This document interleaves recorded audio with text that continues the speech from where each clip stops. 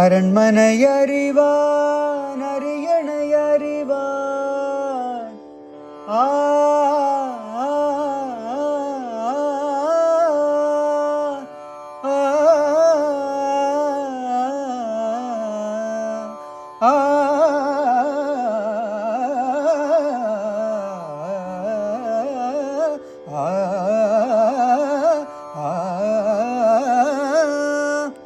கர்ணன் படத்தில் எம்எஸ்வி சாரோட இசையில் எவ்வளவு அழகான பாட்டு. பெரும்பாலும் இது ஹமீர் கல்யாணின்னு வச்சுக்கலாம். அங்கங்கே பெஹாக் போன்ற ராகங்களுடைய சாயலும் வருது. பட் இப்போ பாயிண்ட் அது இல்லை. பெஹாக், ஹமீர் கல்யாணி, சாரங்கா, சுத்த சாரங்கா, ஷாம் கல்யாண், இதெல்லாம் ஏன் இவ்வளவு அழகாக இருக்குது? ஏன்னா அதுக்கு 2 மத்தியமங்கள் வரும்.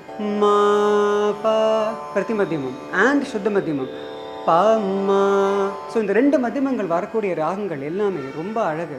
இப்போது ஹமீர் கல்யாணி எடுத்துப்போமே, ம பத ம நி ச ம க ப ம த ம ப. இந்த ராகங்கள் எல்லாம் பிரபலமாக இருக்குது. ஆனால் 2 மத்தியமங்கள் வரக்கூடிய ஒரு ராகம் ரொம்ப அபூர்வமானது, நிறைய பேருக்கு தெரியாது. தீக்ஷிதருடைய மரபில் வரக்கூடியது, பெயர் மார்கதேஷி.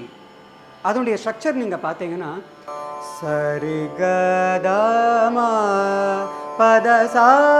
ஸோ போகும்போது சுத்த மத்தியமம், வரும்போது சாதமா பகரிசா, அது பிரதி மத்தியமம். இப்போ தீக்ஷிதருடைய ஒரு பாட்டு இந்த ராகத்தில் பார்ப்போம்.